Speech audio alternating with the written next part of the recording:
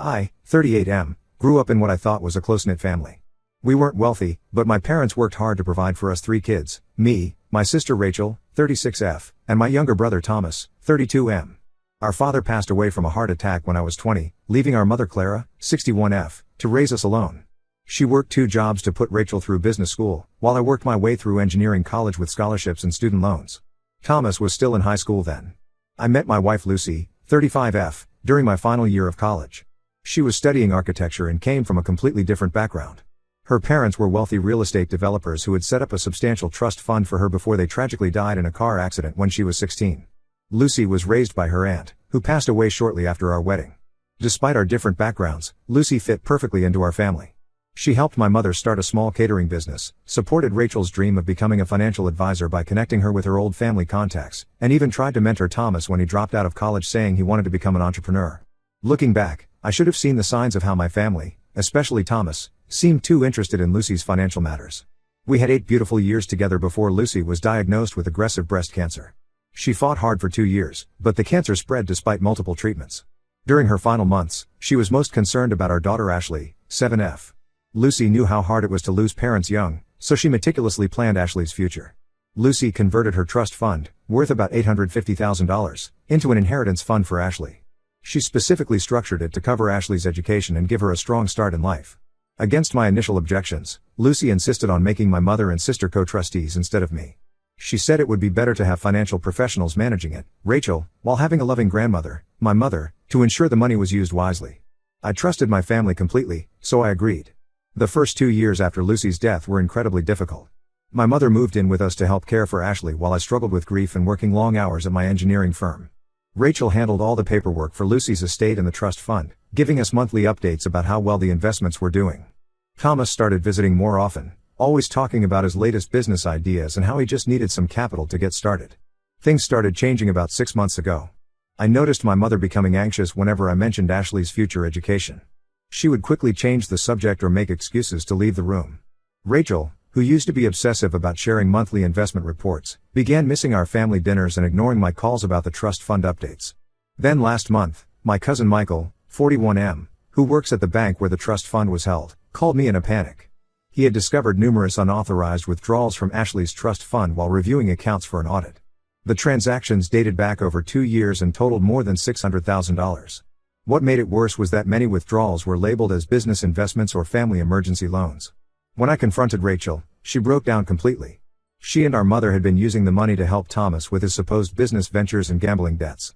They claimed Thomas had gotten involved with some dangerous people who were threatening him, and they felt they had no choice but to use Ashley's money to protect him. The betrayal cut deep because I remembered all the times Thomas would visit, playing with Ashley and bringing her expensive gifts. Now I realized he was buying his niece's presents with her own inheritance money. My mother tried to justify their actions by saying Lucy would have wanted to help family, completely ignoring that they were stealing from Lucy's only child. I immediately contacted a lawyer and had forensic accountants go through everything. The investigation revealed that Rachel had been falsifying investment reports to hide the withdrawals. She used her position at her financial advisory firm to create fake documents showing the trust fund was growing when it was actually being drained. My mother wasn't just a passive participant, she had used some of the money to renovate her house, buy a new car, and even went on a cruise with her church group. Thomas had never started any real businesses.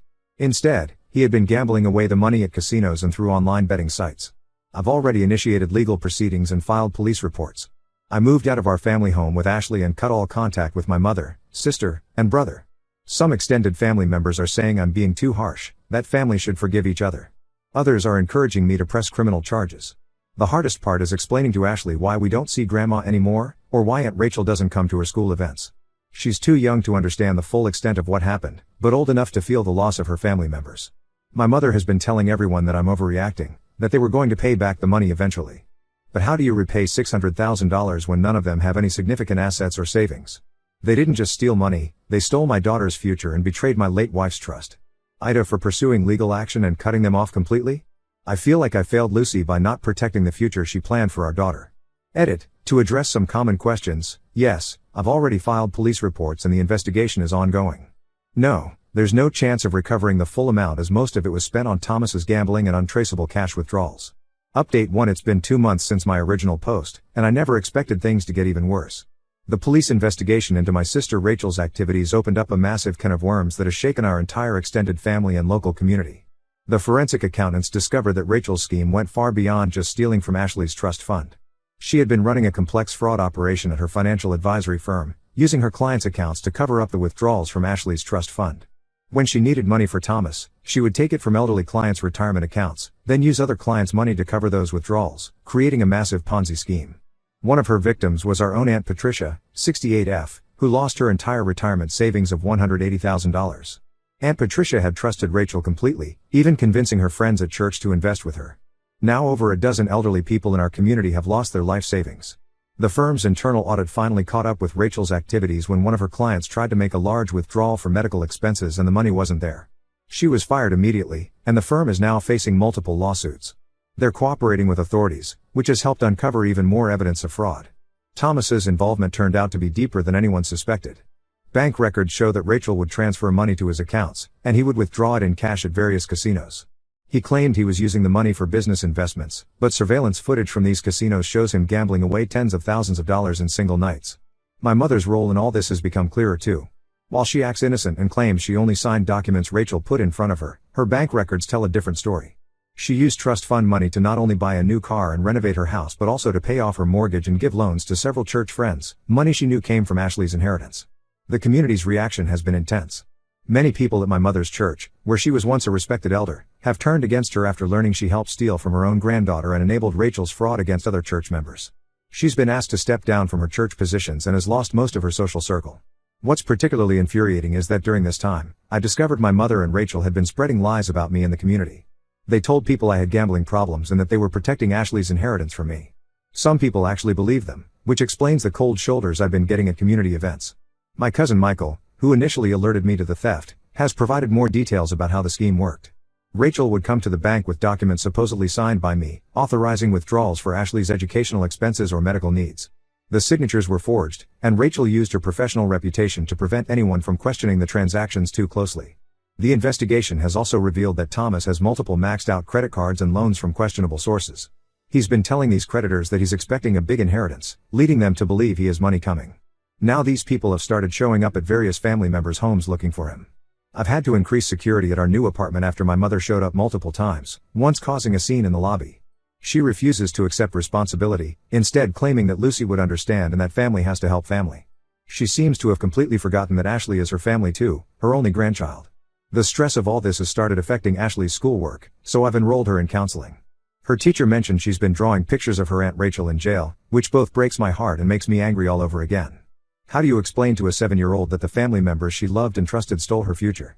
Update 4 months after my last update, and the situation has evolved in ways I never imagined. Rachel's criminal case concluded faster than expected because she accepted a plea deal. She's been sentenced to 8 years in prison after pleading guilty to multiple counts of fraud and embezzlement. The total amount she stole, combining Ashley's trust fund and her client's money, exceeded $2.3 million. During the sentencing hearing, we learned that Rachel had also been stealing from our younger cousin's college funds. Aunt Patricia wasn't her only family victim. She had been managing several small trust funds for family members, all of which are now empty. This revelation has torn our extended family apart. Holiday gatherings that once brought together over 40 people will never be the same. My mother's behavior at the sentencing was disturbing. She started screaming that I had destroyed our family by not handling things privately. The judge had to order her removed from the courtroom. Later, outside the courthouse, she tried to approach Ashley, causing such a scene that courthouse security had to intervene. This incident forced me to get a formal restraining order against her. Thomas vanished right after Rachel's sentencing, but not before accessing our mother's retirement accounts and emptying them. He left her completely broke, yet she still defends him, claiming he must have had a good reason. The loan sharks looking for Thomas have become increasingly aggressive.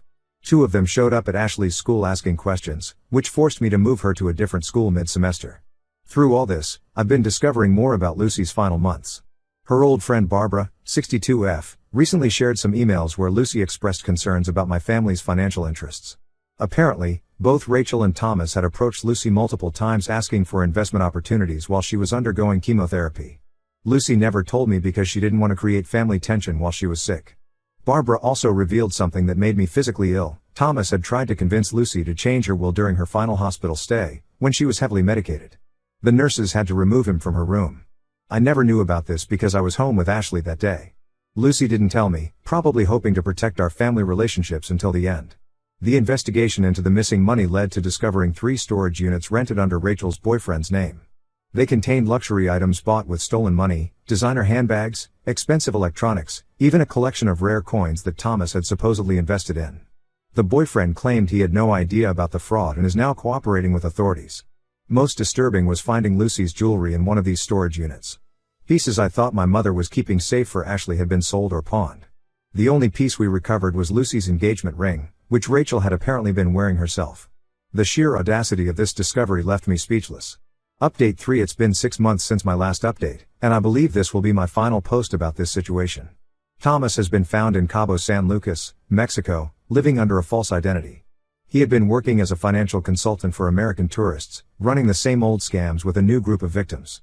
The Mexican authorities arrested him after he tried to scam an undercover FBI agent who was actually investigating a different fraud case. During his arrest, they found multiple fake passports and credit cards in different names. He's being extradited back to face charges both for the trust fund theft and his new scams in Mexico. My mother's reaction to Thomas's arrest was extreme. She had a severe stroke and has been hospitalized.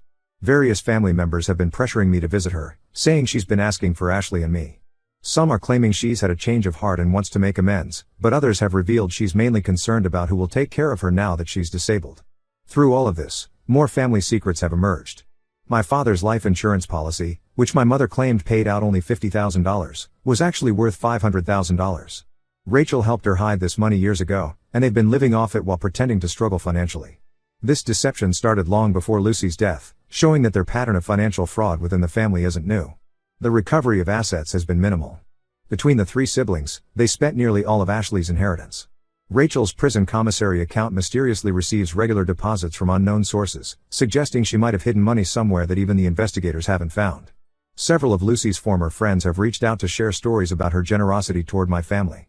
She had secretly paid for Rachel's final year of business school when our mother claimed she took out a loan. She had also helped Thomas with numerous small business loans that he never repaid. Even knowing this, they still stole from her daughter.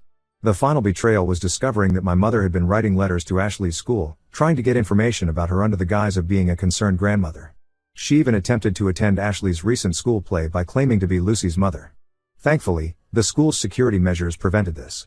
I've had to explain more of the situation to Ashley as she's been asking increasingly complex questions about family and trust. She recently found old family photos and asked if bad people can look like good people in pictures.